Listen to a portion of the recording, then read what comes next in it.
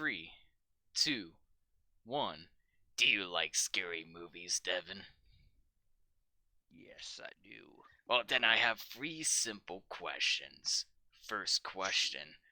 The paper boy that Trent met at the side of the road in The Mouth of Madness is played by which famous actor?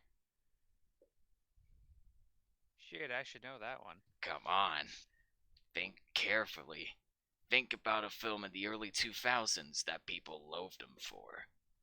There's your first clue. It was a popular franchise. What, Anakin Skywalker? Bingo! Hayden Christensen. First question was a giveaway. Second question. The man sitting on the couch, telling Jamie to get out of the way and look out for what's coming, is played by which actor? In Scream. Wasn't the guy that played Michael, was it?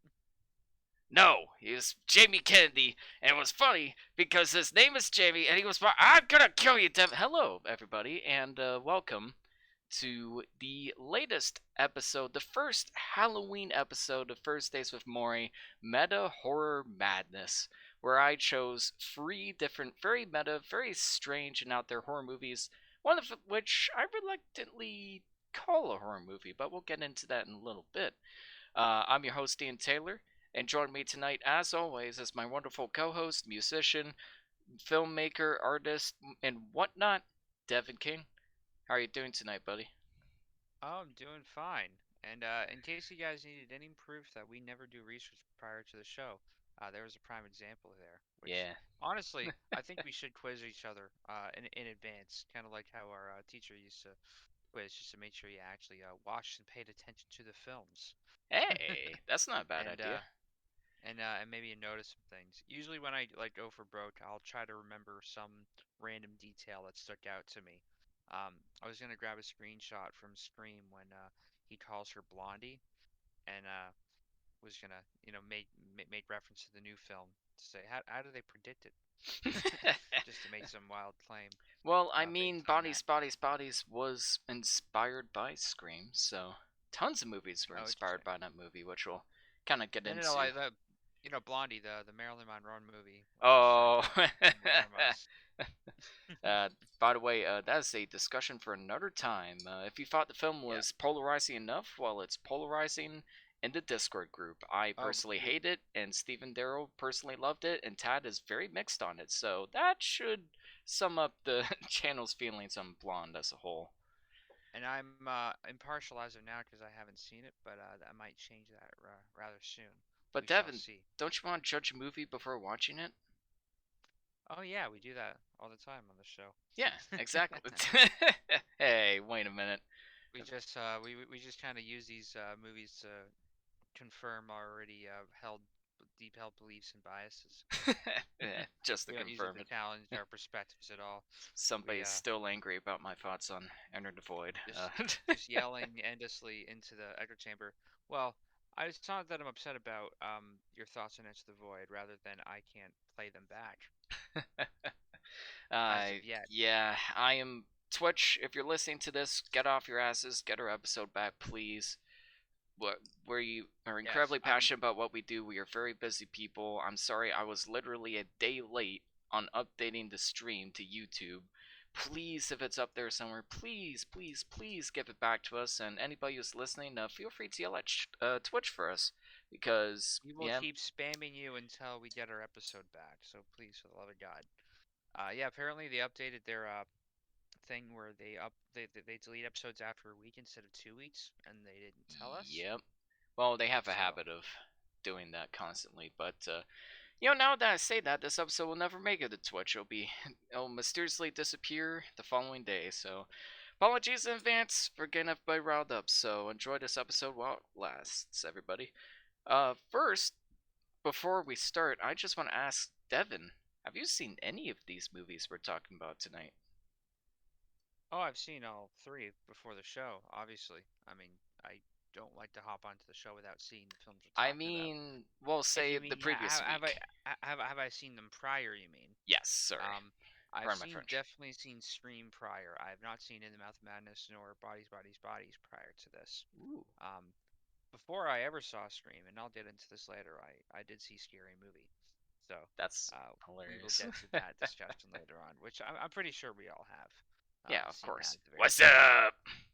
What's What's up? up? But I have I've never. known about In Go the on. Mouth of Madness for a little while, thanks to our mutual friend Evan. Which, buddy, I hope you're listening. Would love to hear from you soon. I know he's been going through some things as of late, but he's been on the podcast quite a few times before, and we always love and appreciate having him on here. He always has some very interesting music tastes, a lot of very interesting topics of interest that he likes to explore. And I love using this show as a vessel to explore those topics and talk about them. And that's something I really want to emphasize going down the road. We do have some changes coming up on the podcast, actually.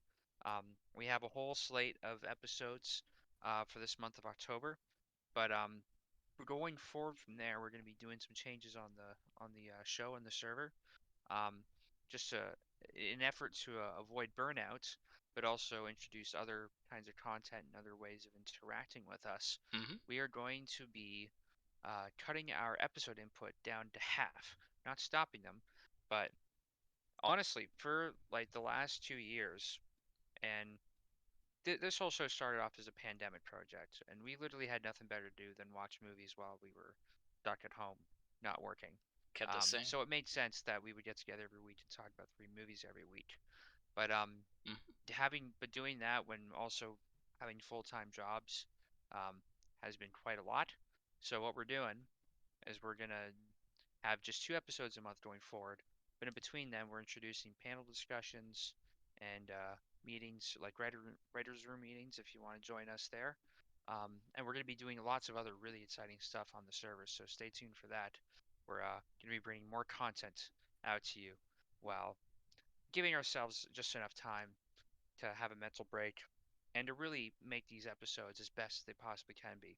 I Hmm. feel like for the last little while, there's times where I've been really kind of phoning in the discussions just because I would catch the movies last minute or I'd be distracted when watching them. And I felt like I haven't really able to mentally give them my all. So I think doing just two episodes a month going forward from here will be it'll give us an opportunity to make these episodes even better and get and put even more time and effort into them. Yeah, so So it's not that we're stopping the episodes, we're just putting more work into them and allowing room for more content. So definitely look forward to 100%. that. More announcements on that in the future. Also, on the 16th, I'm starting my Vampire the Masquerade web series. It's called Small Springs. Got 5 players involved, including the wonderful Thomas and Claire McClelland, who are good friends of ours, but also starring Rocky and Lisa Coe and Eric Vickers.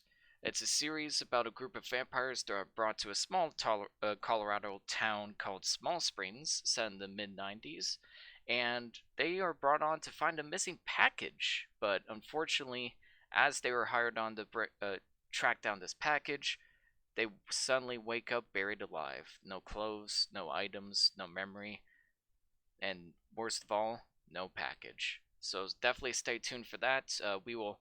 The goal is to upload it to Twitch and then be posted to YouTube with 2 different versions. One of which will be a more edited, cut down version, and the other will be a longer version for true D&D nerds like myself. But if that's not for you, we've got edited, cut down versions, and we will also be posting these episodes to Spotify and Anchor. So definitely look forward to that in the future as well.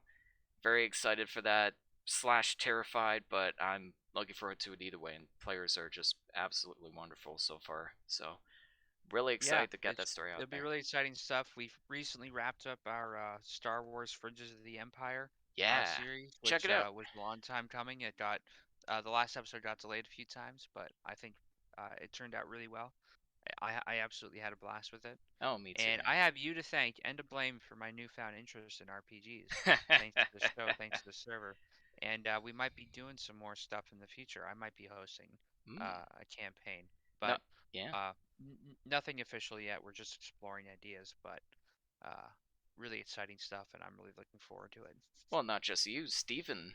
is also planning on setting another RPG in Call of Cthulhu, but this time set in a dystopian modern day setting. So definitely look forward to that. More information on that in the future on our Discord page and otherwise. But tonight, it's time to read some Sutter Kane. I have a question for you, Ian. Yes, Speaking of role playing, have you lived in any good books lately?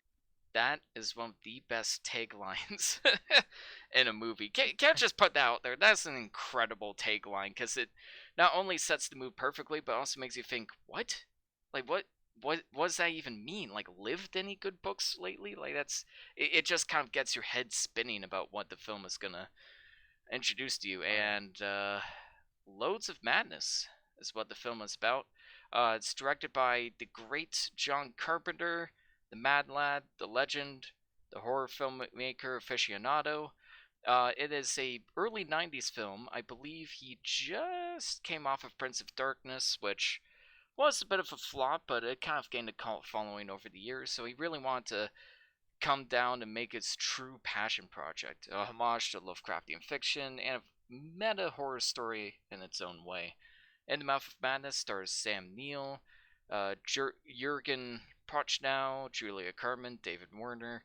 Pretty big cast. Sam Neill plays a man named, I just said his name earlier, John Trent. Trent is an insurance investigator, and he begins discovering that the impact that a horror writer by the name of Sutter Kane's books have on his fans is more than inspirational. It started off with his assistant walking up to Sam Neill, saying, "Do you read Sutter Kane?" before getting shot to death after trying to murder Sam Neill with an axe, but, who doesn't want to do that? And I have to say, afterwards, I love that one close-up shot. Sorry, I don't mean to cut you no, off. please, go But ahead.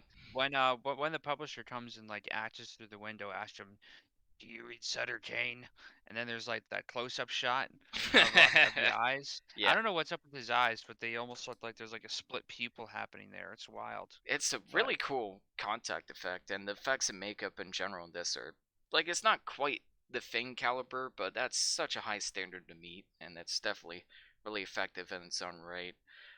So this encounter basically got him to investigate and find out that he was in a hidden town called Hobbs End, and he takes Julie Carmen's character Linda Stiles over to the town, and he finds out that the book is awfully similar to how the town turns out. Very similar, very identical. And he eventually comes face to face with an author who may have predicted the end of the world. I have seen this movie before, thanks to Stephen Beason's recommendation, and I'm curious. Oh, of course, my friend Matthew Jacob hasn't been shutting up about this movie ever since he watched it, and I can see why. Devin, what'd you think of this movie? This is your first time watching it. it is my first time watching it, and again, I have my friend Evan to thank for putting it on my radar some years ago. It's one of those films that he would just kind of mention in passing. Um, Being a fan of H.P. Lovecraft and the esoteric. Um, and I really enjoyed this one. It's pretty. It's got kind of it's got a low budget charm. And it's definitely you can tell it was like definitely Carpenter in between, um, or after he did the thing and all that. But yeah, I mean, maybe I was going in with possession level expectations. I mean, that was an absolutely crazy film, and that was one of the last films we saw Sam Neill in. Um, it wasn't quite at that level as like Possession, but I still really enjoyed it. It felt like a really high budget Twilight Zone episode, Yeah, and absolutely. that's what I absolutely love that show. Like that was the show that really got me interested in these kind of themes. I would see. I remember being up at like 3 in the morning on the Saturday, going to the Newfoundland channel just to see a rerun of Twilight Zone every week. Um, this is back just before they ended up going on Netflix and on streaming. But yeah, I remember just being so fascinated by that show, and this gave me 100% like Twilight Zone vibes. I think this was a better Twilight Zone movie adaptation than the Twilight Zone movie Yep. in many ways. But yeah, I really enjoyed this one. I love how it opens up with him going into prison, and he just starts yelling at the guard, "I'm sorry about the balls. It was a lucky shot. That's all." Yeah, I think we And need to address like the humor in this movie for sure. Like a lot of people kind of criticize this movie for being like tonally inconsistent, but I'm not sure I really agree with that criticism. It feels more like the movie just knows what it is. It's like, yeah, it's absurd, it's ridiculous, and we're gonna embrace that with a warm hug. And it doesn't. It feels less tonally coherent and more so just tonally self-aware. And I think this movie Oh would yeah. not work nearly as well if it didn't like have an approach to humor. And speaking of the Sutter Kane scene, we didn't even cut to like the hilarious reaction shot of Samuel going like, "What?" Oh Just like yeah. his No, genuine look of confusion. it's very self-aware. Like the opening, the opening is the ending in a sense. Yep. And you see Samuel talking to this disembodied figure or this character that seems to be in control of everything, and he says, "This is a rotten way to end it." Yeah, and it literally ends at that point. Yeah, there's a lot of great like little like subtle touches to that, and yeah, the whole I personally love this movie, and watching it again, I don't know, I loved it quite as much. There were a few little things that bugged me, particularly about like the music in the movie, which we'll get into in a little bit. But Oh yeah, I mean, John Carpenter did the music himself, and kudos to him. he It did it is with someone pretty. else, apparently. Yeah, he did it with somebody else, but it's kind of like a straightforward rock and roll track, which is fun. It's definitely like of its time though. Like it's a little cheesy. Yeah, it's I would have very cheesy. I would have I would have maybe preferred something a little more ambient and kind of mystic. Well, But with but that, some of the but still with that darker yeah, kind of undertone. But still, it's a fun soundtrack. Like it's a very fun kind of movie, the way it's all put together. It's not quite done to the serious level that I might have expected, but I still had a lot of fun with this film, and I love the concept alone. yeah, the concept absolutely, but like the music, some of the music is atmospheric and subtle, and there's some great like synth tracks that really build on the tension and just kind of the mysterious horror behind it all. But then you get songs that sound like they're ripped straight out of Roadhouse, and it's like really cheesy and really dated. Like the opening rock theme is terrible. It's so bad. Like I couldn't Pretty, help but it's laugh. pretty it's pretty generic. It's barely dun dun dun dun dun dun Yeah, dun, it doesn't like fit at all. Yeah. it's straightforward kind of like power chord chugging, which I can do here. I don't know if you can hear this. I think Discord's filtering it out, but I'm just like playing on my acoustic guitar. It's very much like the E power chord, which is like the first power chord you'd go to on a guitar. That's like the lowest chord you can play in the standard tuning, and it's just like chug chug chug chug chug chug chug chug chug. Yeah, I'm pretty sure that's how it went, something to that effect anyway. it was. Um, I would have done something a little more interesting with it if I were doing the soundtrack for it, but it still works. Well, here's the Um, thing. I don't think I'd be as critical about the music if this wasn't John Carpenter. I directed and composed The Thing and Halloween. No, he didn't compose The Thing, but he composed Halloween. He composed Christine. Like those are some of the best soundtracks in horror movie history. And here, like it feels like it's the one aspect holding the film back. And a lot of these films have problems with how they time their music, in my opinion, and sometimes like it just feels like the music kind of sucks away from the tension a bit. There's some fantastic moments of silence that I kind of wish it just made me realize I kind of wish more of the film would play around with that. mm, Like it feels like maybe a little too much of the movie has music playing, and yeah, some of it is great, and some of it is just like it doesn't feel like it. It feels like they composed it for a different movie. Like it feels like they composed it for a cheesy action movie. Like yeah, the it feels yeah. maybe a little slapped together here and there. And this movie, I don't think was that well regarded when it came out. Not at all. Yeah, I think it still sits at like a 58% on Rotten Tomatoes. which is Um, ridiculous. oh, I think it deserves much more, at least 69, if not higher. I mean, yeah, Um, this 60. Yeah. I mean, because I think that that core concept with the meta construction of the thing, it does say a lot about, you know, horror films and how they're perceived in horror novels and the kind of mass hysteria surrounding them. I mean, Hmm. it's just so fat. It's funny how they compare Sutter Kane to Stephen King. Like Sutter Kane's a fictional author, obviously, but they're really diving into, you know, how people kind of develop these cult-like um, things over fiction, essentially, which could be a commentary on religion. Hmm. And there was another element to that that really stuck out to me, and it's just starting to escape. But I did really enjoy the whole like media hype and hysteria around this book. um, I think as it's part being released. of why people didn't like it back at the time is like it didn't seem relevant at the time. Like they probably just Hmm. looked at it and thought like, oh, people obsessing over a book, like that's ridiculous. But nowadays it's yeah, you see like all hear all kinds of stories about like people obsessing over celebrities and following their beliefs like to the letter, or people getting really mad about like how a certain character turned out in their heads in a new adaptation, and like even the element of like people taking fiction seriously. Like the channel Extra Credits just released a video about how like orcs in fiction can cause real world racism, which is a load of bullshit, but it kind of Hmm. shows that a lot of people do take this kind of fiction seriously. And this film is so far ahead of its time in that aspect, but I'm wondering if at the time it wasn't really that relevant. Like it wasn't really that much of an issue. But nowadays it's like, oh, it's like a documentary with weird I dreamlike don't know. aspects. I don't know if I'd call it that exactly, but like it's of its time and ahead of its time, kind of simultaneously. Like there's certain aspects that maybe may not have seemed relevant then that seem more relevant now, and other aspects that feel quite dated. So it's a bit of a mixed bag, but overall, I still think it's very enjoyable, and there is more you can take away from it if you want. Like there is some stuff there, but it's not wholly entirely relevant, but there are parts that actually stand the test of time a little better than others. And that's what I think gave this film more of a cult following. Like people online have been toting this as one of John Carpenter's more underrated films, and I do think that it is getting more notoriety because of that. That's part of the reason that I think we watched it finally, is Hmm. because people have been talking about it. But having seen it, I understand why it was overlooked at the time, and there are definitely parts that, yeah, like I said, feel dated, but there are parts that absolutely shine through, and like the media hype in general is definitely we definitely see that all the time accelerated on the internet. Um, and That's something that definitely feels relevant. And I personally just love the whole kind of dreamlike elements of it.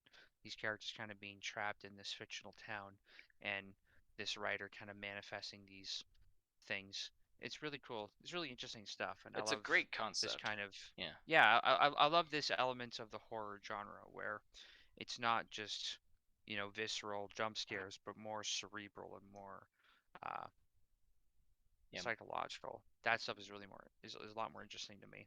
And there's really a Absolutely. diverse kind of range of horror elements in this thing. Like there was one critic that was saying that this is one of his most diverse films in terms of elements of storytelling, which I think is kind of interesting. Yeah, I think there's a lot of truth to that for sure. And one of my big issues of this film is that it relies on jump scares maybe a little too much at times. There's one great jump scare near the end that actually scared the shit out of me the second time I watched it. Like at the Which is end of the that? movie where like everything, the apocalypse occurs, and he walks out and there's this long droning silence, and suddenly somebody appears. Like that was perfect. Like there was the perfect build up to that. It's perfect tension. There's a lot of elements of like horror beyond the eyes where like it's more scary because we didn't see exactly what was happening. Like this movie does a great job of balancing like horror of the mind and horror that relies on visuals Oh perfectly. yeah, I think that's why a and lot of that people hail it as like arguably the best Lovecraft adaptation that isn't a Lovecraft mhm. adaptation because it captures No, that and spirit perfectly. that's what's interesting. I did think that this was like a one-to-one Lovecraft adaptation at first going in, No. but then I realized, oh, this is this title is derived from The Mountains of Madness, which is an actual H.P. Lovecraft story. And it's funny just going from Mountains of Madness to the Mouth of Madness to Multiverse of Madness to our episode Multiverse of Chadness, which you should check out on our YouTube page, Yeah, where we please talk check that about out if you haven't. Everything Everywhere All at Once and a couple other movies that aren't Multiverse of Madness. But it's just funny seeing the kind of the uh the denigration of that title over the years. Um, I guess it's really just kind of being taking, it's reapplying the meaning of it in a sense. I still haven't seen Multiverse of Madness, so I don't know how closely it connects to the ideas of this film or even the ideas of Mountains of Madness. I read like a little synopsis of the original story, but I haven't read through it all. I do want to check it out just to see Mhm. how much from H.P. Lovecraft's work that this takes, because I was just reading that um there are lines from Sutter Kane that are taken basically right out of H.P. Lovecraft. In the words of Sutter Kane originally quoted, most if not all of these were quotes actually taken from several H.P. Lovecraft short stories, with some adaptations to fit them into the film story. Most notably in the scene where Styles reads to Trent as he gazes into the abyss. Her speech lifts much of the description, including such elements as the immutable gulf of the unknown. Yeah, that sounds very Lovecraftian. Yeah. And From the even last few yeah, paragraphs of Lovecraft's. Anyway, um, and actually, this reminds me of an anecdote a friend of mine gave that he thought he was really onto like the formula of what H.P. Lovecraft, and the way he was saying it was kind of in this condescending, diminished sense, but I'm gonna forget that part of it, where he's just like he just spends a lot of time describing things as indescribable, yep, that's Lovecraft. which it is true, but fuck you, it works, you Yeah, know. absolutely. It's like like, yeah, It he's gets your describing that it something is gets your indescribable. imagination going, and that's the Exactly. It's a important thing. book. How do you say that something is indescribable in book form? You say that's indescribable. Sure that you're describing that it's indescribable, but how else can you portray that in that kind of context? Like that's such a weird, Yeah, very I nitpicky mean, criticism to I have. feel like some people take a very cynical attitude when it comes to, Oh, absolutely. when it comes to some things, and they'll just kind of read it at a surface level. But it's like the whole point is that it's meant to engage your imagination. Now, yeah, you can deconstruct it and see that maybe like there aren't that many words on the page, or they imply something that's very vague. But it's, when you put it together, it creates something that's larger than the sum of its parts. And the whole point is that it's meant to engage your imagination, and you do kind of bring something into it. And when I see people that kind of deconstruct, literature or films or things for having very little like quote unquote substance in it, that's more a reflection of the viewer than it is of than it is of the work, I find. Mhm. So that's Yeah, just one little pet peeve I had to get. even like the element of a character that thinks they understand how the world works, a very logical, normal person being thrusted into this situation he can't explain. He constantly mentions that, like, "Ah, I know what reality is. This is not reality. Like, this is fake. There's got to be a," even the line, like, "there's got to be a logical explanation for all of this," is very textbook Lovecraft. The idea of this normal person just kind of coming out with their mind twisted as soon as the like true nature Oh of the yeah, horror is revealed to them, their mind breaks. and Like it's literally how Call of Cthulhu ends is that the main character gazes upon Cthulhu and he is so shocked by what he just witnessed that his mind literally broke and he couldn't write the story anymore. Like that's literally how Call of Cthulhu ends. I wonder if like Lovecraft got a lot of ideas. I don't know if Nietzsche was like contemporary at the time that he was around. If he just started like Maybe. processing nihilism and put that into his fictional work. Yeah, that wouldn't But surprise me at all. A lot of his stories are very foreboding in nature. A lot of them kind of start off with more optimistic protagonists that kind of dwindle and fade out. And this is also like a very depressing movie. Like it's basically a movie that says like your fate is always predetermined and there's no real way around that. And it kind of makes you question your sanity. Like the concept again just kind of makes you question like how much of my own reality is my own choices or are my own choices dictated by somebody else? How much of it is mm, real? How much of it was just everybody leading me up to this moment? And the film does a great job of like balancing like making you question what's real and what isn't without feeling frustrating or annoying about it. Like it never goes too far to the point where it just feels pretentious. Like the film always knows what it is and sticks to it, and it earns like its heady concepts and ideas while also like being a total blast like you said. Like it the film just flies by. It's very funny. This watching Sam Neill punch a woman shouldn't have made me laugh nearly as hard as it did, but I just broke down laughing, and you could tell like Sam Neill was trying not to laugh while doing that. It's just so absurd. it's one of those things you see that makes you slap your knee so hard you have to massage your knee Yeah, afterwards. it was so funny that my mom had to walk in and ask why it was so funny, and I showed her. She's like, "Ah, okay, I get it." Violence against Yeah. women, that's not funny. No, there's You should nothing joke about funny that. about that. But yeah, there's I could go on about gushing this movie. It looks gorgeous. The cinematography is fantastic. There's tons of attention to detail. Like even little details. Like I don't know if you noticed, but when Sam Neill is going for his first con, and he's talking about that guy in the office. During the conversation, there's like a police siren going on when like the con is revealed. Like it's just so many little details like that, where it's like it feels like John Carpenter did that on purpose. Like that doesn't feel like an accident. Oh yeah, no. It's I mean, very I think there's purposeful. a lot of intent behind a lot of behind everything that we see on screen here. Like Absolutely. I'm blown away by the construction of some of the sets. They have this whole like cathedral that's perfectly described out. And I wonder if they they build that thing from scratch or at I least the facade of it. think elements of it. I think parts of it may have been real, but like Sutter Kane's chamber was definitely a set, and the effect of the beating door was so cool. Like the living door that was kind of like Oh, that breathing in yeah, and out. Like that looked that so that cool.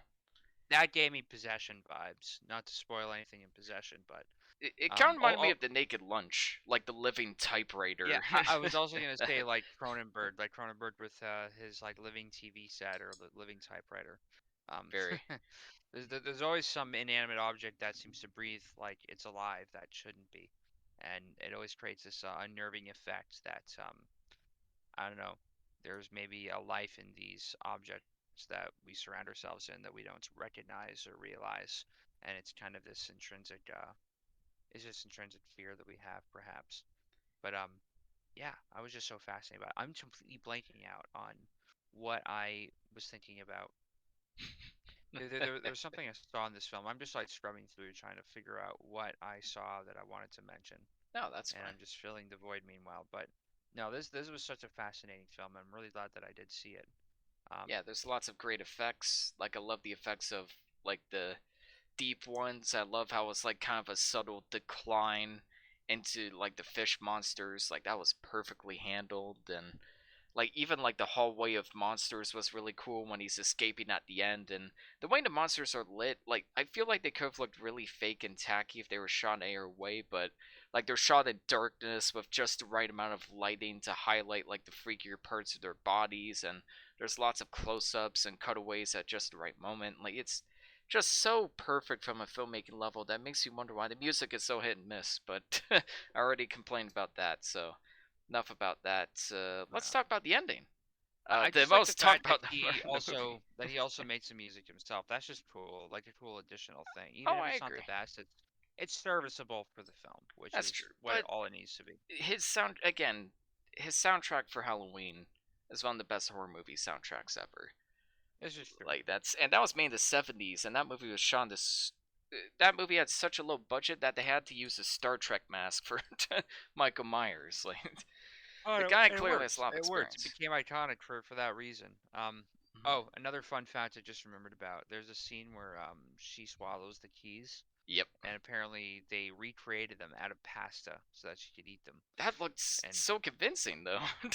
right? that Like that wasn't bad. how absurd is that? Like they actually made edible keys for her to do that scene. Yeah, it's just so much attention to detail, and all the performances are pretty solid. Sam Neill is great, and I'm really happy they just let him do his accent because I love Sam Neill in Jurassic Park, but man, he was really fighting to keep that accent sometimes. So Yeah, yeah, it's hard for, his American British accent, actors to yeah. hold on to American accents and American actors to hold on to British accents. I mean, Well, actually, a lot of British actors are very good at American accents. I find though, like a oh good yeah. example is what was the actor's name?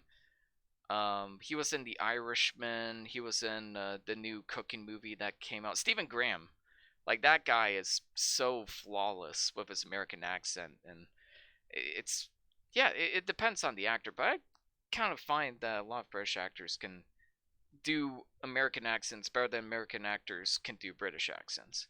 It's just funny to think of it that way. I guess they've had to adapt more than we have. Let's talk Fair about the enough. ending, the Yeah. most talked about part of the movie. Roger Ebert claimed this movie wasn't clever enough, and I say the last act is a giant middle finger to that statement. Oh, I loved it. It reminded me of well, I think Donnie Darko probably got some inspiration from this. Oh, Um, absolutely. But no, I loved the ending. I loved that it all was like a movie, and he's just like laughing Yeah, that's at such a good everything twist. Because you that kind of know what's that coming, but unfolded. you're just like, I don't want it to be the case. Like, could this not be reality? And the fact that, like, oh, the book was already published and they're already making a movie about it, and they kind of hint that Yeah. with the Oh, I loved posters that buried so much. underneath. Yeah. Like, that was, I yeah. just imagine being in the movie theater when this came out and then seeing that. I mean, that's crazy. I I love actually it. have a fun note to add about that. There was a player in Critical Role. The actor's name is Townsend Jaffe, and he said, "One of the best theater experiences I've had, or it's the worst, I haven't really thought about it yet, was when I saw In the Mouth of Madness alone in the theater on Halloween night, and I came out and nobody was around. It was Oh just my a very God. quiet, awkward walk That out." is, man, that is terrifying. That would be Yeah. terrifying, honestly. Just uh, you start to question your entire reality after that. You start to feel like you're in a simulation. That's nuts, That is man. Uh, uncanny timing. Or it's like well, this is just a completely different thing. You remember way back in the early days of the show, we had one guy on as a guest named Ren, and we were watching Come and See, and he was talking about his theater experience going to see that film and how uh, afterwards and kind of throughout, it was like it was a packed room, and nobody said a word afterwards. It was just that compelled silence. I can imagine just how eerie that would have been. That's yeah, and a perfect build up to that. Just the long, quiet tension, the horrible screaming you hear outside the door before he takes that long, awkward walk out. And yeah, I don't know if you noticed this, but the movie poster removed had all of the names of the original cast and crew except for the lead actress, the actor who Mm, played the offer, and the actor who played the agent. They're not on the poster. The poster he sees in the interesting. Wayington movie theater because they're erased from the story Ooh, because Sam Neill wrote I the whole never time. realized that. Again, like so much attention to detail, and I always appreciate a filmmaker that has an eye out for the little details that the audience could miss. Like, sure, the audience Right. might miss it, but I know it's there, and that's enough. And another thing that I noticed and appreciated was John Carpenter himself is one of the prisoners Yep. that you see early on. Oh, that bit where they were just like, I want to get out of here too. Yeah, I'm not crazy. I Oh, want to and get out of here too. That and was they good. also start playing the Carpenters to torture everybody. Yeah, that Although was. everybody's singing along to it. I love that, subtle sense of humor that he has about himself in these movies. Yeah, it shows like a level of self-awareness. Like they aren't making these movies as a vanity project. He's making these movies because he just wants to tell a good story. And sometimes it's Yeah, kind of hard to tell, even with like even movies true. I really love. Sometimes I get the vibe where it's like, okay, like, did you make this movie I for you, or did you make this movie because you want people to think you're great? Like, Well, I don't know if it's that, but I feel like there was definitely a period in time, I think probably after this film, uh, maybe not doing as well as he wanted it to, that he just started doing a bunch of paycheck movies, and that yeah, seems to be, and I'm not faulting him for that. I mean, if you're in the Hollywood system long enough, you just kind of want to get paid, for being there, and and that makes sense. I mean, if you've earned a reputation, you've succeeded in creating these classic films like Halloween and The Thing, and I would also include this in that roster, though it wasn't taken well at the time. Uh, yeah, at a certain point, you just kind of want to get some steady income of sorts. Didn't he also do this friggin' Invisible Man movie with Chevy Chase? what? Invisible Or Man, Chevy. You mean Memoirs of an Invisible? What the that fuck? that one? Is this the same guy? What the fuck? Yeah, it is. What the what? Yeah, this is a movie that he Starring made. Chevy Chase, Michael McKean. He's in it. Yep. Okay, Rich. I was happy not knowing that film existed, so thanks for reminding me. Ah, you're With I remember Chevy seeing it, and this was Chase. like the only thing that's really noteworthy of it is one, John Carpenter made it, and two, it was like ILM just trying certain effects out that they eventually Oh, perfected. oh It's God. really a visual effect heavy movie, Uh, but otherwise, it's just it plays out like a regular kind of comedy, but with a supernatural twist. Like, I oh, I'm just, invisible, and my life is really turned upside down since then, huh? oh my god. Sam This Neill's in the the movie. Sam Neill's in it because John Carpenter directed it. oh yeah, 100%. Like, no but way no, he'd be like in that movie I think otherwise. memoirs. I think memoirs of Invisible Man that came out in '92. That's definitely more of a paycheck movie. Where Yeah, absolutely. He was just like, when alright, I did this shitty movie, can't do Mouse of Madness now. Thanks. oh yeah, oh yeah, I get my understanding of the timeline's different. I guess he did Memoirs of Invisible Man first, Yep. probably just to get enough money to make In the Mouth of Madness. And then he made Christine to make more paycheck movies. But unfortunately, this film was a pretty bad flop. It was pretty poorly reviewed, but like The Fame, it just shows that critics don't know what to talk about sometimes. But this critic does, and this critic is giving this film a 9 out of 10. Had that 10 out of Oh, 10 before, now it's a 9. Closer to an 8.5 than 9.5. If it wasn't nice, for The Fame, if it wasn't for The Fame, I would easily call this John Carpenter's best film. But unfortunately, right The on. Fame does exist. But what are you I giving was it, Devin? Well, I didn't know that you'd be giving it such high praise initially. I would have given it, well, I was gonna start like my low ball number would have been 6.9, but I think I'm gonna give it a solid 8. I thought it was a good time. I enjoyed it, and I'm gonna leave some wiggle room upon review. Um, like when I revisit it, it might go up or it might go down, but I'm pretty confident with an 8 Nice. on this one. Alright. 8 out of 10 sounds good, and you don't have to adapt your scores just for me, man. Rate the films however you want. Oh, yeah, I liked it. Alright, that's good. Glad you liked it. But now it's time to ask, do you like scary What's movies? up? Oh, Jesus fucking Christ. I'm sorry, that gave me minor ear cancer, everybody. So if I get Sorry. hearing loss, you have Devin King to thank for that. So please go storm his house, get some revenge for me, and that'll be great. Scream! Take Please it don't away, dodge Devin! me on there. Uh, well, I had this idea that I was just gonna introduce the film with this scream, but I already the way my Ah! throat started to hurt me. So, Scream is a let me just get my facts straight here. This is all happening in real time because we don't do any prep work for this show. Wow. Scream is a 1996 film from Wes Craven, who I always mix up with John Carpenter for some stupid reason. Um, just both being like well-established horror filmmakers of their times. But yeah, this was a film that Wes Craven made, and this is his kind of stab at the slasher genre, which he helped establish. I think after putting out Halloween and seeing how people, you know, have taken in that film and have talked about it, he decided he really wanted to explore what makes a good slasher film. And it's so funny to me. I feel like my perception of this film is a little warped, and I think this is probably just what's happened to us as a generation. Because I don't know about you, Ian.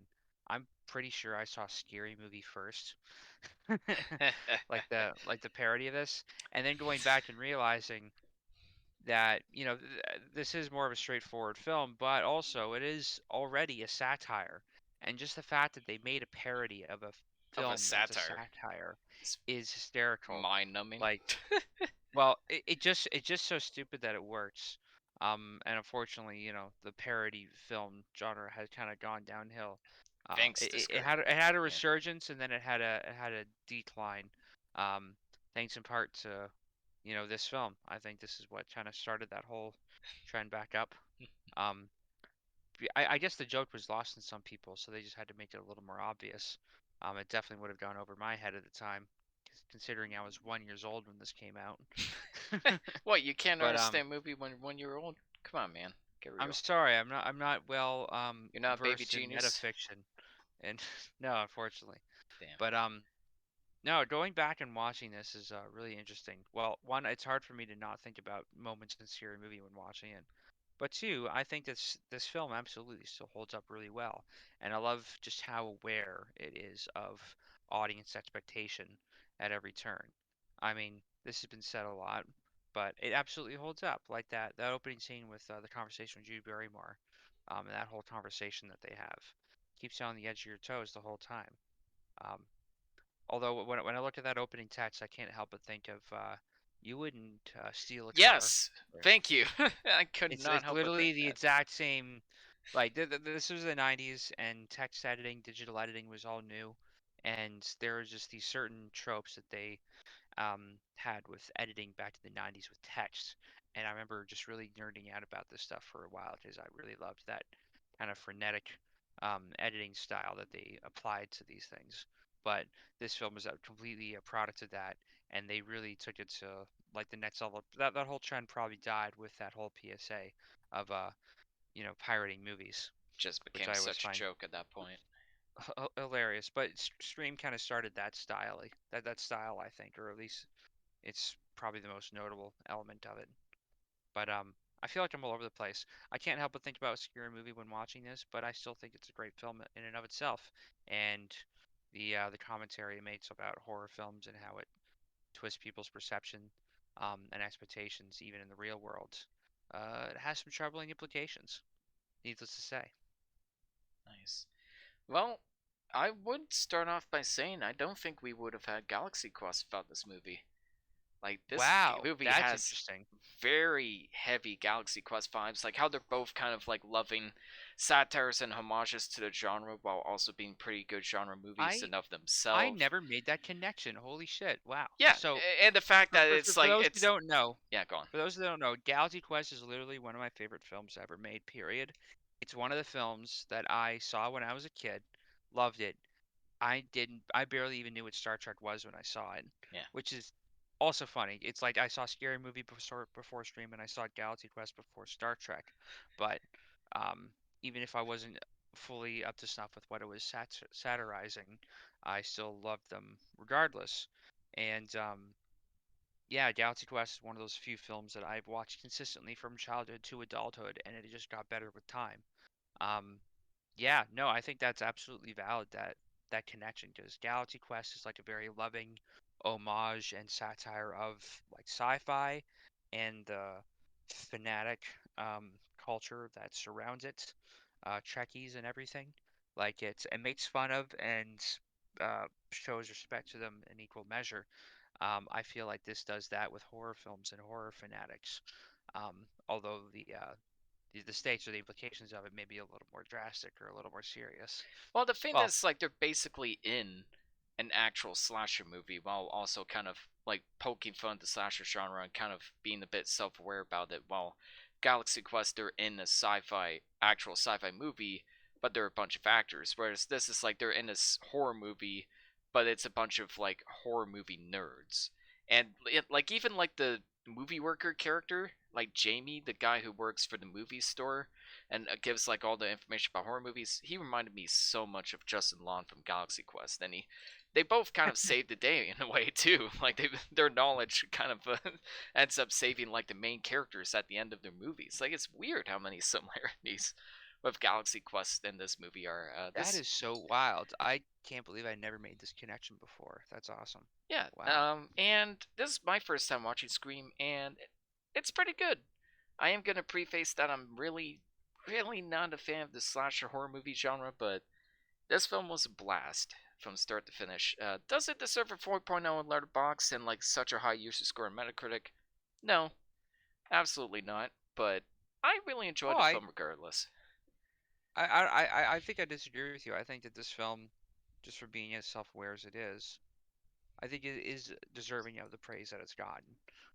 Yeah, I I think part of it is, I alluded to this before in our Galaxy Quest review that will sadly never see the light of day. Hopefully, we'll talk about it again on the channel at some point. I kind of mentioned that I don't know if I'd enjoy Galaxy Quest nearly as much if I didn't watch Star Trek beforehand. And I kind of felt this way with Screamers. Like, I feel like I would have liked this a lot more if I was more passionate about the slasher horror genre. Like that bit about the trivia with Jamie at the start of the episode, like I found that out after the fact. But imagine if I knew Mhm. that going in.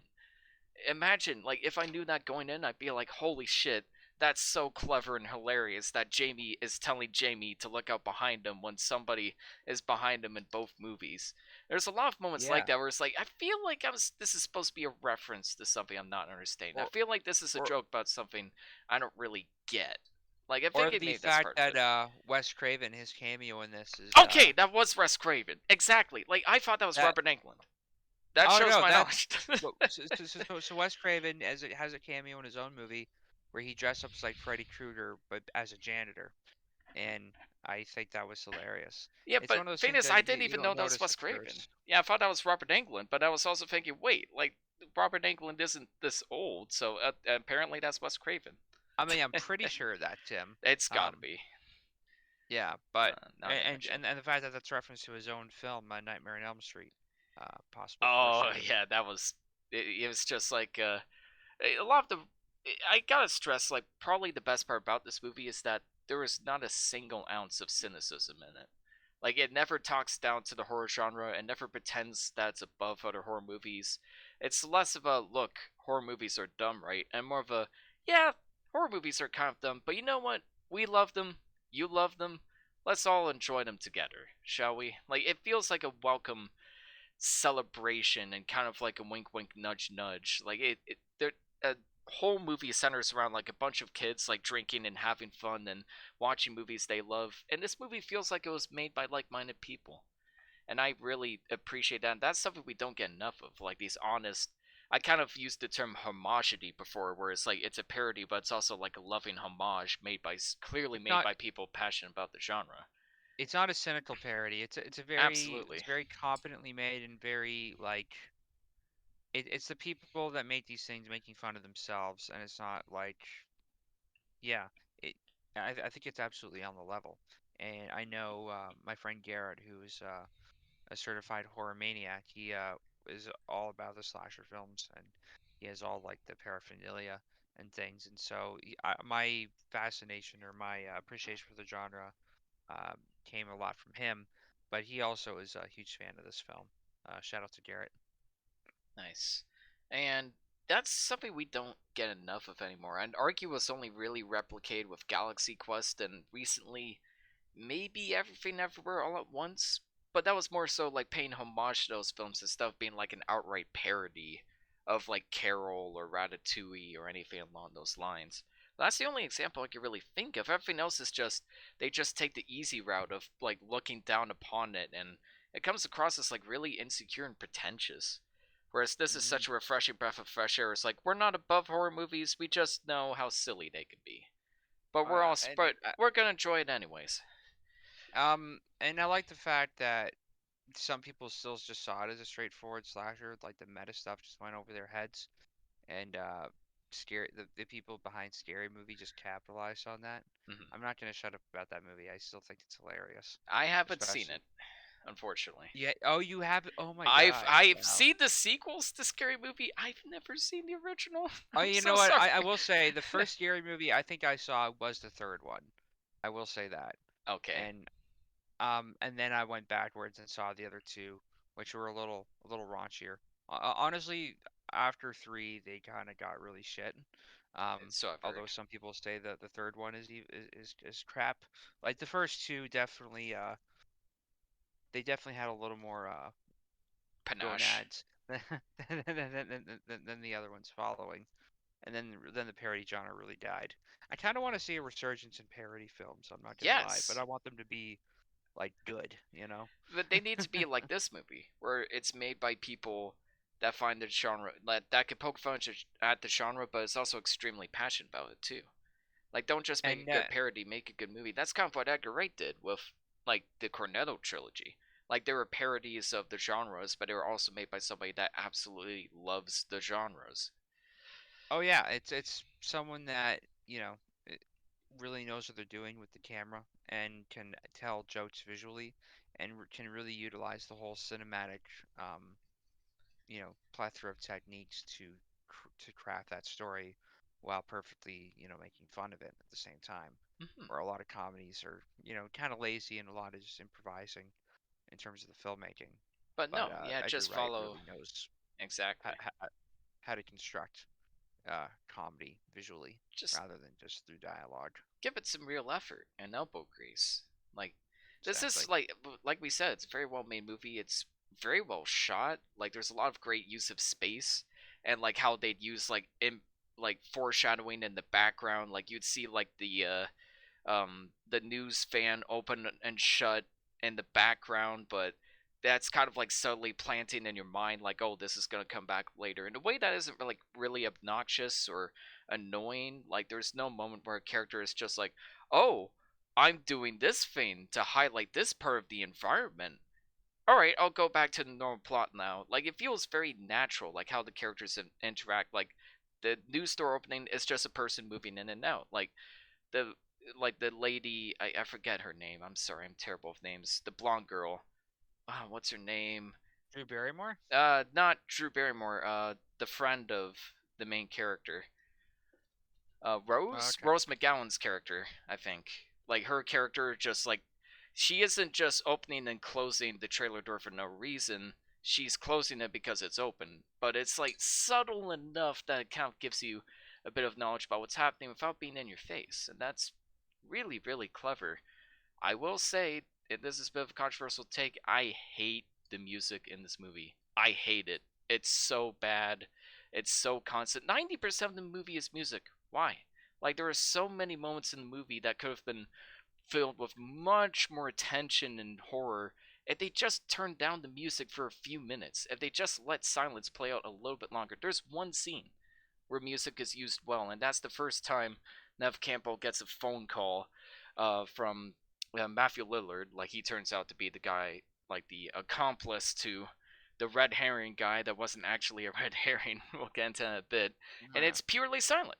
It's just the conversation and sounds in the foreground. But as soon as she realizes who it is, and that it isn't secretly her boyfriend calling her, but it technically is, the music kicks in. I'm like, that's the one and only time music is kicked in to appropriately build off the horror. And well, I don't think this would bug me so much if this wasn't Russ Craven, if this wasn't like the master of horror. But the music was so bad, like even on an objective level, like the soaring orchestral music when Drew Barrymore is getting murdered, like that was laughable. I was like, what? What is this a joke? Like, is this you know, supposed to be I funny? will This is say, hilarious. well, to me, the music cues were not that memorable. I can't think of what the music or how this film sounded, except for like some of the sound cues with the title. But it's really not that memorable to me, the music in this, so I don't really have much of a comment on it. I imagine that like the extra music was definitely played up though in subsequent films or in the parodies especially, and they really made fun of how over the top maybe some of the sound cues were. But I will say that I do think that silence is maybe underutilized, Absolutely. and you can really build some tension and atmosphere with the absence of like really good like scoring is just as much about how to utilize silence than it is about having these big walls of sound. Absolutely. And when you play with that, when you play with the contrast of silence and really like loud kind of swells, it can really add to that sense of tension. So I don't know, maybe that's something that they kind of underutilized Exactly. here Like or overdid. let's look at Halloween, the movie they reference several times in the movie. Like it's iconic for its soundtrack, but most of the movie is just silence and ambience and the awkward heavy breathing of Michael Myers, and music only kicks in at just the right moment, like when he performs a kill or when he's rising in the background. Like a lot of the people don't realize, like a lot of the movie is pretty silent for the most part when you really like break it down, and it only kicks in the music when the scare occurs. Like there's so many moments in this where I'm just like, the only thing missing here is that music is in the way. The music is telling me that this is going to be a creepy moment, but if the music wasn't there, I actually might be scared right now. I actually might be creeped out. And some people That's might say interesting. like, "Oh, it's a parody movie. It's not meant to be scary." But I disagree. The elements are there. It's just music really takes away from that, and that's such a shame. hmm I And really it's can't stand when I horror also love movies do that. I remember in the like the first conversation in the movie, there was just like an off comment. They were talking about different scary movies, and she's like, the first Nightmare on Elm Street was great, but the rest of them sucked. Oh And I love yeah. that because Wes Craven, he only made the first one. It's just like really the films that you didn't direct suck. The films that you I weren't mean, involved with in your own I movie. Come I on, don't think that's come on. I think public perception is probably about on the level with that. Yeah, But I know, but it is so crazy to me that this franchise just kept going. I haven't seen any of the. I think I did see the second stream or a little bit of it, or I'm probably thinking of the second scary movie.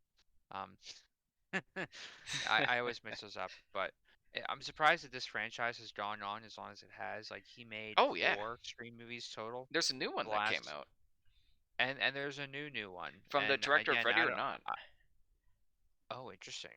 So Yeah, I'm really curious what that adds to this. It's one of those things where it's a reboot sequel that is the same title as the original, because it's trying to be intentionally because confusing. you gotta do a sequel.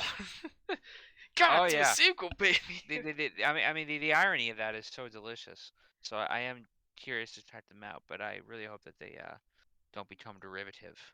I Yeah, really does hope it that. become like do they keep like the level of passion or does it become cynical? Like that's a big concern. I imagine it. I imagine it probably does at some point, but Unfortunately, it might who's it to might with say? the latest one, so that's kind of a concern I But have. yeah, I will just say about this. I do think it was really solid. I think it holds up really well, and I love the meta commentary in it. I think it's absolutely on point.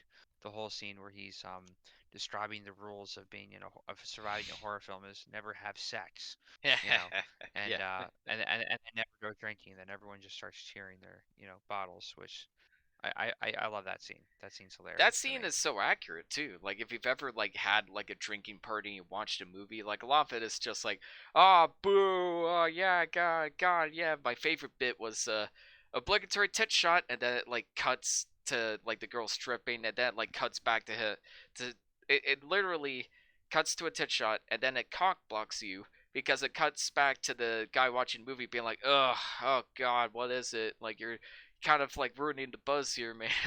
Like that was like really, Oh no. really You, funny. Like that got a uh, laugh on me.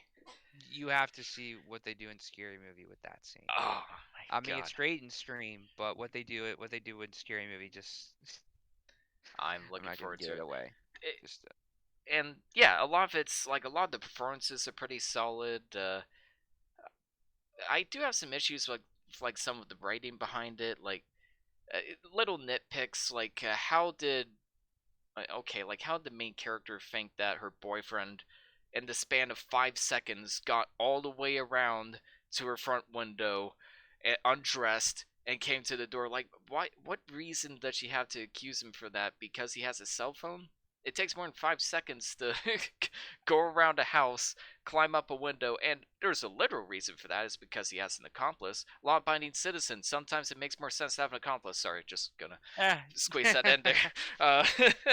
Uh, but like, why would you assume? Oh, because we need some tension and drama. Like, it feels like it's there so that can happen. And like Galaxy Quest, there's also a stupid bathroom scene where they go to the bathroom and the characters conveniently talk about something that's demeaning to the character involved in the bathroom alone at Wow. that convenient time. And that's not a lazy way of giving exposition at all. Like, I Nope. hate stuff like that. But the thing is, like, this film is held to such a high standard, and I feel like a lot of people will say, like, oh, it's a satire, or oh, it's a parody. But a lot of people think it's a generally great horror movie for good reason, so I think it deserves to be held to the same standards as other movies. Like, I mean that out of respect, not out of spite for the movie, that I'm treating it like a real movie. But that's also my biggest compliment, is that I can treat it like a real movie. It's not just a dumb parody. It has, like, so much heart and love put into it, despite my issues with the story and the plot Mhm. conveniences. And I personally don't think they kind of took a weird route with the reporter, like giving her like a weird redemption arc. Like I don't personally feel like she kind of earned it. Like I feel like the only thing she did to earn it was just kind of be at the right place at the right time. But if you look compare that to like the general like at the end of Aliens getting redemption arc, like he goes out of his way to come back to like save somebody, like knowing the risk, knowing what's going to happen. This was just a case of, oh, the reporter just walked into a house and conveniently had the gun. out of self-defense, and we're supposed to forgive her for being a terrible bitch throughout the entire movie. And I don't know if that worked for me, and I don't think her performance was that great, to be honest. Like, a lot of the actors are really good, but her performance was like, there were points where like she was supposed to act scared, but she's smiling. I'm just like, that wasn't what your response was supposed to be. Like, I don't know, her character kind of bugged me, and Well, I there were yeah, some moments that I think were intentional. I mean, there's the one reporter lady who is, yeah, you know, her. yeah, just talking about how like this story benefits her. Like I mean, they really exaggerate that element in Scary Movie, which it's so hard to separate those two in my mind. It's almost like a verbatim remake, but made even more ridiculous and stupid and hilarious. But just like her just kind of going after the story because it's better for her career rather than it's the right thing to do. But then they try to And redeem her. Like and I have no problem with a redemption arc, but you gotta earn it. You earn gotta it. make the characters work for it a little bit more beyond just being like, oh, they're here now, so it's all good. And she was happened to be right the whole time, but that doesn't automatically redeem a character for like ruining like the main character's life. Like, I don't know, something about that almost felt like there was a rewrite, or like the actress was like, no, I don't want my character to die. But apparently people disagree with that. Apparently people loved her so much that she's in the new Scream movie. So I don't know. Wow. What do I know? I don't want Well, to just maybe shit it's on the just movie because either. she's such a. I think people like a good foil character, where like their flaws are so apparent. Well, Um, the main character's I don't great know. for that. The main character has Oh that yeah. covered. Like, I actually think she's a really good protagonist. Like, she's a strong-willed character, but she also like goes through a lot of genuine emotional trauma, and the whole story is kind of about her like coming to terms with uh like coming to terms with the fact that like the true killer is still out there, and kind of like embracing that and becoming all the stronger for it. Like, I think that's like a pretty solid endearing arc overall. So I don't know, like but again, it's a good movie. It's very well shot. It's pretty clever. uh the characters, like, even when they aren't in depth, they're still lovable and likable, except for the reporter. Like, even the like as soon as the cop got shot, or sorry, as soon as the cop got stabbed, I was like, no, I like that guy. He's pretty cool. Like, I didn't want to see him get stabbed because I haven't seen any of the other Scream movies, so I have no idea what they're I, about. I I remember watching the second one once, but I barely remember it, or I have a hard time remembering it apart from the second Scary Movie. Um, and I haven't seen any of the other ones that's come out since, and I'm curious how it holds up as a franchise. Yeah, I'm Anybody excited that to watch the new ones. has I'm seen them Yeah. all, do they hold up over time? Is it worth for us checking them out? Um, you can join our Discord server and you can recommend movies to us, or if you're listening on Twitch or on YouTube, you can comment there. We're trying to cultivate an audience outside of our own little bubble. Anybody that's listening in, Yeah, so please help just us out. yeah, This movie, I don't know. I think I've said everything I wanted to say about it. It's pretty clever. Oh, the ending. We haven't talked about the ending. First off, but if we're talking about layers upon layers, let's talk about the fact that the boyfriend layers. was made to look like they joke about a character being an obvious red herring in a horror movie, and then they cut to and then they like try to make the boyfriend an obvious red herring, and then you think, oh, okay, this is a joke about obvious red herrings, and then he wasn't a red herring. And I'm like, okay, that was actually pretty clever, and I didn't know he had an accomplice. Like, I actually didn't see that coming. No, yeah, and shout out to Matthew Lillard, man. I mean, he's excellent in this. Oh, he's so good. I love the whole part where he's like, "Oh, my mom's gonna kill me." Yeah, like, he's so over the top, but it works. Oh, Like, absolutely. Like, it man, works completely. Shaggy's too powerful.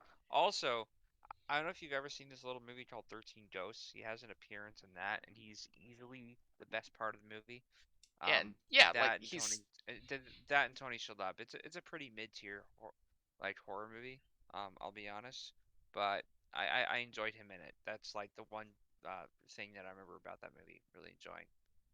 yeah, and oh, what was I gonna say? Something about oh yeah, Shaggy. Like, I love Matthew Lillard. He's great in Scooby Doo. He's great in D&D campaign that Deborah Ann Wool was DM for. Like, he actually guest stars in that. I think it's Wow, I Trinkets had no and idea. Treasuries or something along those lines. So, Relics and Rarities. That's it. And Matthew Lillard is so good. Like he plays like a Dragonborn paladin with an Irish accent, and it's so good. Strongly recommend checking that out. He's a That's kind of awesome. underrated, like fun, goofy character actor. And I love that he's also in Multiverses as well, voicing Shaggy. So they finally realized that he's the one. What would you give Scream out of 10, Devin? Oh man, I mean this number's gonna get boring after a while, but I think it deserves an 8. Like it's a solid horror movie, and I love that it's just self-aware enough that it creates that meta commentary, but it also is still just as an effective horror movie as anything else. And I think that's why Ghostface is often seen with just as much reverence as any of the other slasher movie icons. And arguably, this movie is part of why they've all these like horror movie icons are kind of plastered together. You have Freddy, you have Jason, you have Michael, and you have Ghostface. They're all the trifecta, or you know, tri triforce of horror icons. I'm surprised there hasn't been like a superhero collaboration movie of all of them. I mean, I've seen little fan films of them, but I think it'd be like funny to have them all kind of put together in something like Yeah, officially. I like don't the think MCU. that'll ever happen. Yeah, it's like the MCU but for horror maniacs and people that just love Halloween. Slasher Um, villains.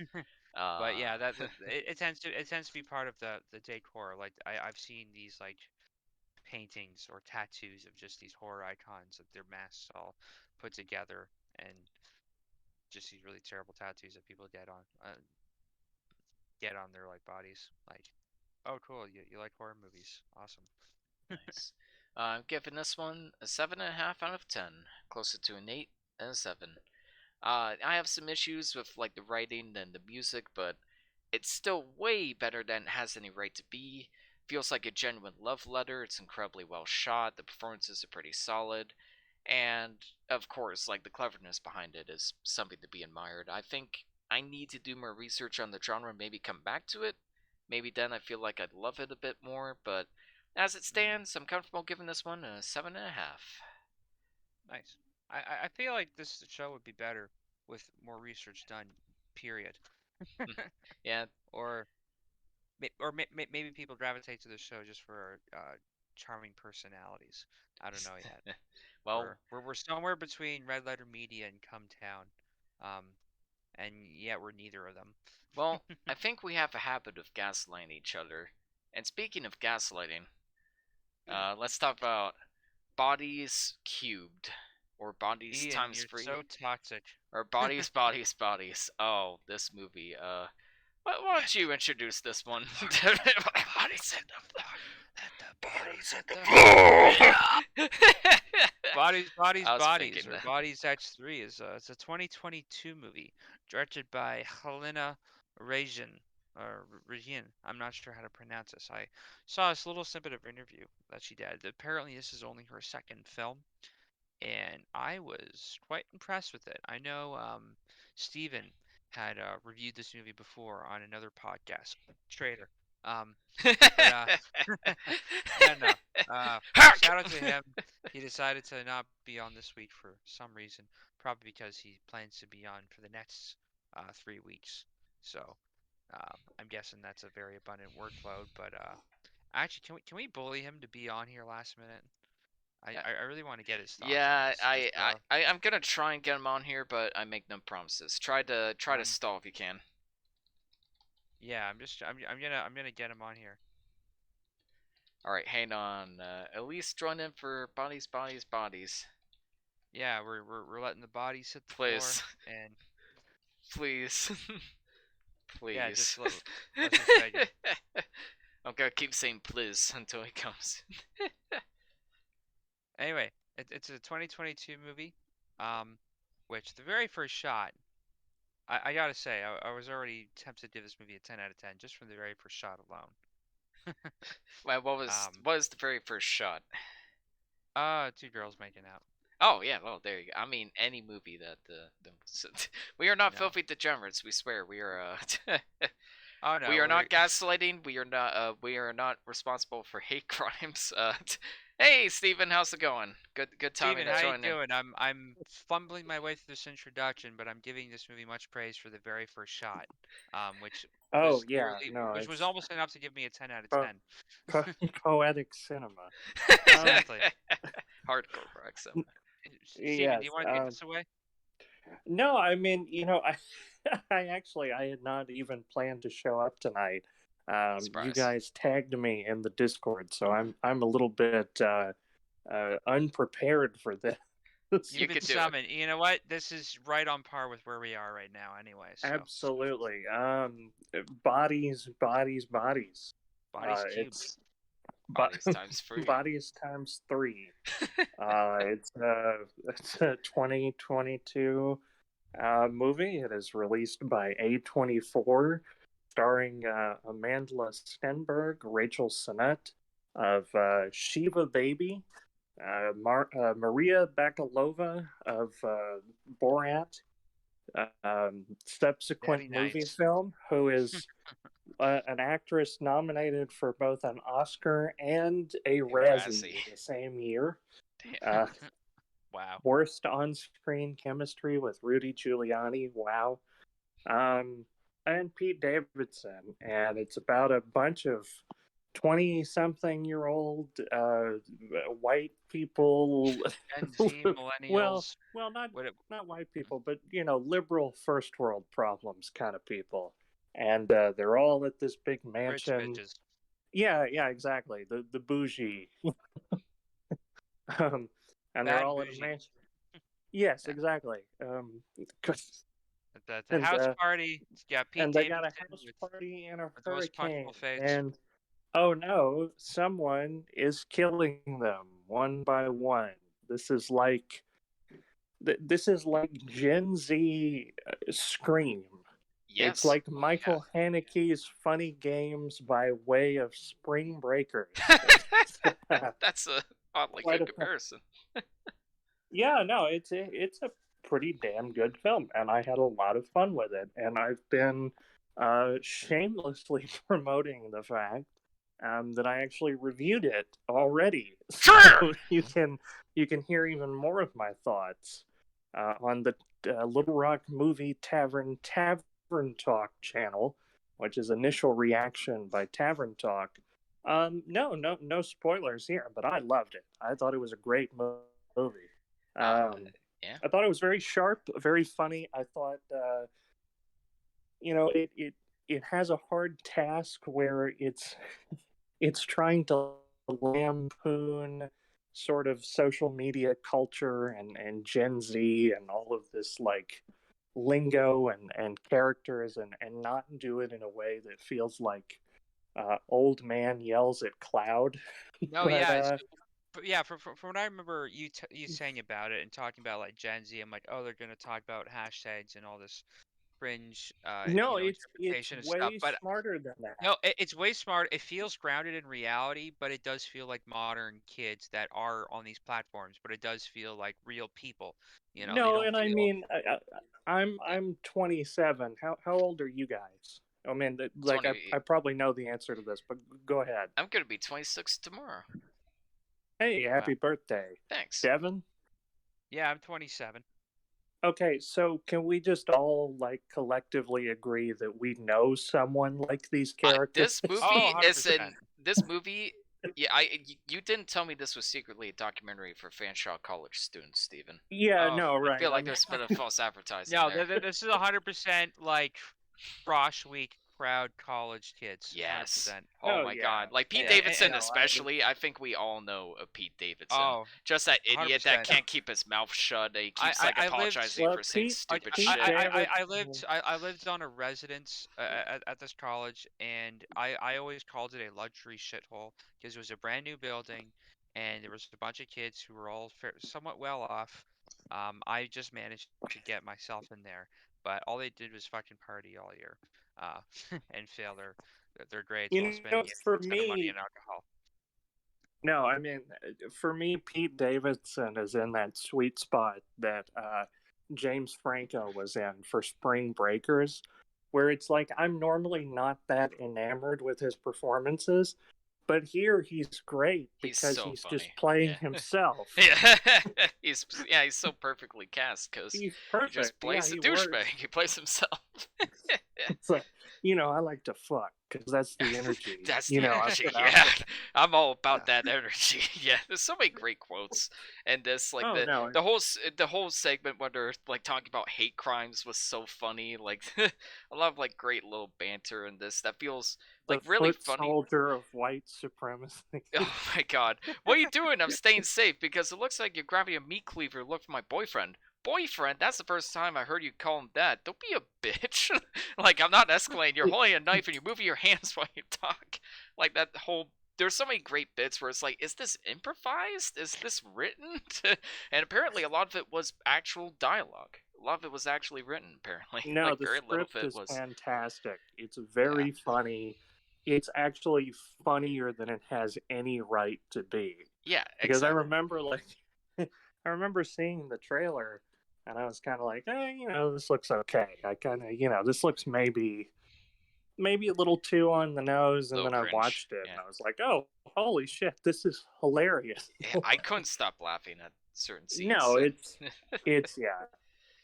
Greg Was probably my favorite character because he's just there, and a lot of people are like, he's like 40 years old, like, but he's like the chillest, like nicest, coolest guy, and you're just waiting for him to have that moment where it's like, okay, like you need to be a creep or a weirdo or anything like that, but that never happens. It's like, oh, he's just like a cool guy. It's totally playing with your expectations the whole time, and I mean, right up until the ending, which I won't spoil, but it is Oh, so hilarious the way that they reveal who's been killing them all night. What a twist! that twist would bother me in any other movie, but in this movie, it fits 100%. It fits with the Oh, no, message. it It fits works with the tone. I it thought it fits- was I thought it was great because it just shows how they were so ready or so like quick to fall into this murder mystery plot or thinking that's what it was when the dude literally just accidentally cut his own neck. When trying to Hey, open a bottle. spoilers! Spoilers! Spoiler. alert! For It's- this movie that hasn't even been out of my. Yeah, go out and see the movie. Don't listen to us talk about it if you haven't seen it. I'll put a But come spoiler back and warning listen in to What the are description. you doing listening to this podcast if you haven't seen it? Oh man, Um, yeah. yeah. It No, looks I mean, beautiful. it's- Like I love how the lighting is accurate. I love how like it's Oh, pitch yeah. dark and it's all like lit from their phones, and that's such a And clever, That interesting was a concept. snippet I remember hearing. So I did listen to a little bit of interview with the director, and they were talking about how they were very particular about how they lit this house that's mostly dark. Like they had to be very like the actors themselves were like holding the flashlights, and they had to light the other actor's face in a very particular way, and like they definitely like played with lighting in a very clever way where it feels real, it feels naturalistic. It's not like Well, there's this there's almost wash of that light. element. There's Yeah. almost that element of like they're fireflies in the night. They've got their flashlights on their phones, and they've got these like weird neon, like bands on and like rave sticks or whatever. Yeah. And it totally fits. It's a really it creative also- concept too. Yeah. It also looks great. It It looks looks so cool. phenomenal. Yeah, Yeah. and I love the fact that something that never gets addressed when they lose power in movies is that, like, even though like they lost power, the actors are like fine, like they seem to be like really calm and natural, and this is like no, when you lose the power, you lose AC, you have a hard time feeling out things, so they're really dirty and they're really sweaty and like constantly frustrated, and pissed off. Like that's what happens when you lose power. Like you're not just like uh, still in diva mode. Like it gets really Well, hot and and it's- stressful, and I like that attention to detail. Well, And it's there's so also clever accurate because lightning. it is- Lightning in this is No. accurate to real lightning. Well, no, it's so clever because it's like it's playing with all these tropes that we've seen, like, oh, the car won't start. It's like that scene it's is stuff great. you've seen in a million other horror movies, but I think this was definitely made by someone who is very passionate about horror movies and who is just like witty as hell because all of the satire, all of the criticism, like all of the tropes and stuff. I don't think since Scream there's been something this witty and this like legitimately funny while also completely embracing just this love of like slashers and commentary and meta horror. It's brilliant. It's great. Oh Yeah. yeah, I thought it holds up. It just hit me how not cringe it is in terms of depicting these things. Like so I many other know. films just get it so like you can tell that they just get like the surface level amount of meaning from what these things mean to, kids who are chronically online. This feels like it really understands kind of the emotional kind of need or roots of it in a sense. And I sound like I'm talking on my ass because I am. But no, like there's so many films like Nerve or freaking Guns Akimbo that just completely misunderstand internet culture, and they just have this like How do you exploit kind do, of angle fellow with kids?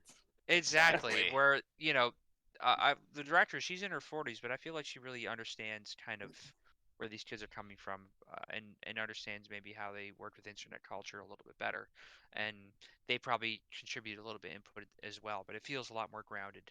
Um, and yeah, I really appreciate it. I definitely have to rewatch it to really pick up on stuff, but it's a very eager rewatch. Just to Oh yeah, yeah, for I thought sure. I thought it was And excellent. I think this has the makings of like a future cult classic. I think people Absolutely. are going to Oh come yeah. back and revisit this the way that they do Scream now. Like Wait, I think Steven, are you saying you unironically enjoyed an A24 film? yeah. No, you got You me. like quite a few No, A24 movies this year, no, actually. I do. I mean, You I liked loved X? X. Yeah. I loved X. Loved everything everywhere. And I mean, I I give a lot of hate towards the the kind of elevated snobby horror, but no, there's legitimately been quite a few A24 films, especially within the last year, but even before that, with like First Reformed and Uncut Gems. No, I think the company's great. Yeah, they definitely have a lot of potential. They leave a lot of creative control, which of course can lead to directors kind of being up their ass and making like what they believe Yeah, to be, or but it can also lead to genuinely great and creative projects. Like it all depends. It all banks on the director and the cast and crew. Like there still needs yeah, to be like some push and pull involved in the process, and that might not be from the producers, but should be from the cast and crew. And I definitely feel like this was kind of like a push and pull from everybody involved. Like the cast Oh yeah, I does, think all the cast yeah. had some say in it. I love the whole discussion. There's this one scene where they're talking about like the mental health issues and or the one girl kind of comes in and starts making it about her and says, "I haven't told anybody this, but I have body dysmorphia." Shut the fuck up. That was one of the most well-timed "shut the fuck ups" I've heard in a movie. That was so perfect. I that love that. reminded me of like the Big Lebowski. Shut up, Donnie. Shut the fuck up, Oh Donnie. Which yeah. again is a movie And that is mostly scripted, apparently. and Yeah, no, and it's a mostly female cast too, I want to point out, but Mhm. it feels so well balanced, and there's a very strong kind of character dynamic happening between all of them. They're not just They play off each other really lazily well. written one-dimensional characters. Um, and I feel like they all show some very strong emotional resilience in for in the light sure. of everything happening, even though all of it sparred up from a misunderstanding, which is all I'll say Which because is I already yeah. spoiled it. That's all right. Fun fact: Go on. John Goodman in The Big Lebowski is actually based on director John Milius, Yep. who made Red Dawn, which I He's find kind of a hilarious. crazy person, apparently. Wow. I mean, He's I gone. kind of love that though. It's very in character what you would expect after watching Red Dawn. Um, Absolutely. We gotta talk about Wow. Rachel Sennett, who steals every scene she's in this movie. oh, she's She phenomenal. I did the think great rant she's about like the the best machete. performances. She's like Yeah, the best performance in the whole movie, I think. absolutely. I need to see Shiva Baby. Like after this, I'm I just like do I too. Yeah, absolutely need to see Shiva Baby, which Which, is apparently yeah, hilarious. that all the more reason to finally do my Fragile Egos trilogy, which keep getting shat on and pushed back for some reason. well, there It's will not, be it's, a it's not. change to how we do the show moving forward. I don't want to spoil anything, but I think November, the podcast is kind of going under some changes, so might be a good time to break that one out again. Oh, definitely. Definitely. I did kind of let the cat out of the bag earlier. I sort of announced the general Ooh, angle okay, gotcha. where Alright. the general angle taking, and how this will make our commentary better and the quality of our show better, and Yeah. we'll also be able to get more content out there by. Well, bear in mind, I wasn't supposed to be here tonight, so I'm still No, catching up. we bullied you Is to this get to this pop is on here last minute. is this like the clerks, bit where it's like I wasn't even supposed to be here today. No, no, it's a great film. Did you guys have Are, any are we? issues with it? Not really. I mean, I don't think it's like a masterpiece or anything, but it is very fun. It accomplishes what it sets out to do I mean, just in spades. I mean, it is hilarious. It's funny. It's very sharp. The dialogue's great. The characters are great. Technical elements are all there. The soundtrack I is had a so good. blast with it. I forgot to Oh, mention soundtrack. 100%. And who Yes. did the Yeah. soundtrack, Steven? I'll tell you who did the soundtrack. Oh, thank It you. Follows Disasterpiece did the soundtrack. Wow. Artist behind It Follows, Hyper Light Drifter, Fez, Under the Silver Oh, very Lake. cool. Yeah. Fantastic composer. I'm glad he's definitely getting more work. I still need to see It Follows, actually. I so. also still need to see It Follows. I think you guys would like it quite a bit. Which I have mixed Probably, opinions yeah. about it, but I Ooh, think you guys. I just thought of this. Let's see. It Follows, The Following, and there's got to be a third movie. with Okay, Follow in the title. movie with following in the title. 1 second. Movies with following and the title. Wait. The Following? Is that a movie? What Yes. was Yeah, that? that's Christopher Nolan's first movie. It was his student film. Oh, yeah. I have Oh, seen that. That's a good movie. Night of the Yeah. Following, starring Marlon Brando and Richard Boone. There you go. I don't know. Following and It We'll Follows. have to think about that one. I do like the idea though. Yeah, it's got potential. It's got It potential. does. I'd say my only problem of this movie is Here- yeah, go on. Episode title: Consider the Following. Hey, he did it. I'd say my Dun, dun, dun, dun. only real problem of this movie is that nobody's really likable, and I get that's the point, but it did get a little bit exhausting at some point. Well, outside of Greg, because he's the best boy, but I mean everybody else was kind of like, well, I get that's deliberate, and there's definitely something they're trying to say by making them unlikable, and it's definitely self-aware, but at times it did get a little bit obnoxious, and I feel like if this film was longer, it definitely would have been. I'm glad this movie knows how long it is, because this was like 2 or 2.5 hours long. I would have been exhausted, like well before. No, it I was don't over. think the characters are. I don't think they're unlikable to like. Well, we've talked about this before. I mean, I think they're unlikable, but I also think they're interesting. Oh, agreed. And I think it kind of works for what they're doing. And I think they're interesting enough that we don't like necessarily want to see them get murdered, but we're like invested enough in the story. I mean, I think it strikes a good balance. Yeah. Oh, definitely. And I think I really love the hour and a half runtime thanks to this show.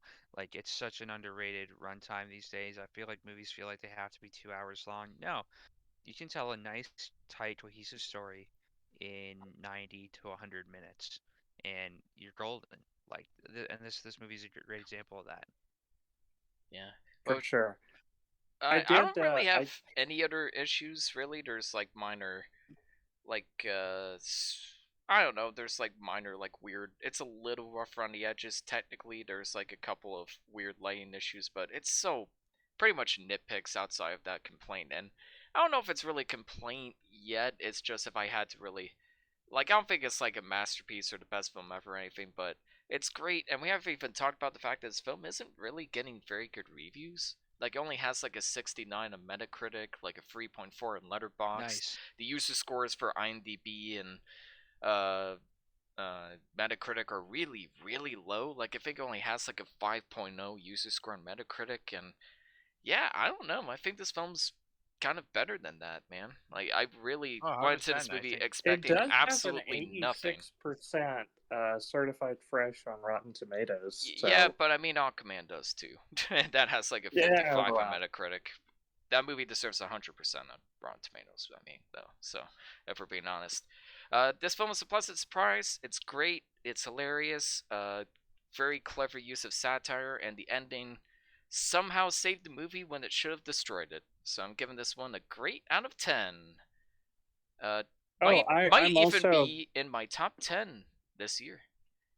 It is also in my top 10 this year. I'm going to give it an 8 out of 10. Also, just very quickly, I'm going to give In the Mouth of Madness a 10 out of 10 because Woo! holy shit, that is like, to me, that is up there with John Carpenter's The Thing. That's like his best movie for me. It's like the two of them are probably tied for like his masterpiece. And I know people are going to be like, angry tweeting me, like, oh my god, no, it's Halloween. But no, I think that is a misunderstood masterpiece, and I think agree. it is deserving of the cult following it has. I think it deserves a bigger one even. What'd It you is give? Oh, so 100%. smart, so smart, Right. so well done. Sam Neill is phenomenal. Yep. It's a great movie. I'm also going to give. Oh, sorry. No, No, I I'll- was gonna chime in and say that like yeah, there was a whole scene where they're like tearing through like the pages of the book, and there's like this voiceover monologue no, it's describing exactly what he's doing. phenomenal. And Yes. yeah, I thought it was excellent. I really enjoyed it. Shout out to my friend Evan for planting that seed in my brain some years ago, telling me about it. Shout out to my friend Michael, who Michael Leza, who is actually on the Discord. His name is Walking Shark. He had been telling me to watch that movie forever. He's like, man, if you love The Thing, you gotta watch this. He was 100% right. Scream, gonna give that a 9 out of 10. I think it's a classic for a reason. I actually prefer New Nightmare, but yeah, it's fun. It does what it sets out to do. It's a blast. It's one of the best slasher slash comedies out there. Yeah, that's my ratings though. Devin, Sorry, what'd you Devin. give Bodies Cubed out of 10? cubed. I'm gonna give it this number again. It's an 8. All these movies are great in my book. I enjoyed all of them Yeah. with equal fervor. What a pleasant Well, surprise. Next week, Blood Red in the Face. Oh yeah. We're talking Great title. about Attack of the Killer Tomatoes. We're talking about Insidious, and we're talking about 1987's Hellraiser, with a possible discussion about the 2022 Hulu Raiser. We'll get to all that and more next week. It is the first So of our. sorry, I just want to say real quick, we're set on Hellraiser and not Nightmare on Elm Street. Well, see, I was the one who suggested Nightmare on Elm Street, but I think Hellraiser is more topical right now. Yeah, we'll do Hellraiser. We'll make you happy. As long as there's bloody face at some point. Oh, you will not be disappointed. Good. From what I've seen. Oh, Just yeah. We'll tear your soul apart.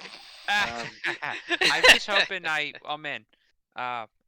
when we went to London Comic Con, they had Attack of the Killer Tomatoes there, and I didn't buy it, and I feel like I should have. Yeah, I know. It was like $15, and it was a used DVD. I'm like, I don't know if I want to spend that much for it, but then again, we're covering it on the show. Exactly. Thank you so much. I'm glad I could make a nice cameo appearance. Of course, like Wes Craven and Scream. Exactly. I'm Stephen Beason, American filmmaker. You've been listening to Thursdays with Moire. Thanks for tuning in again. Good night, everybody. And is it time for Conan? Yet? Stay tuned. Wait, I screwed it up. It's supposed to be stay tuned for Conan.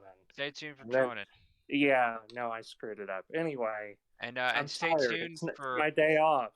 All right. I know. This is not reality. Stay tuned for more great content. Good night, guys.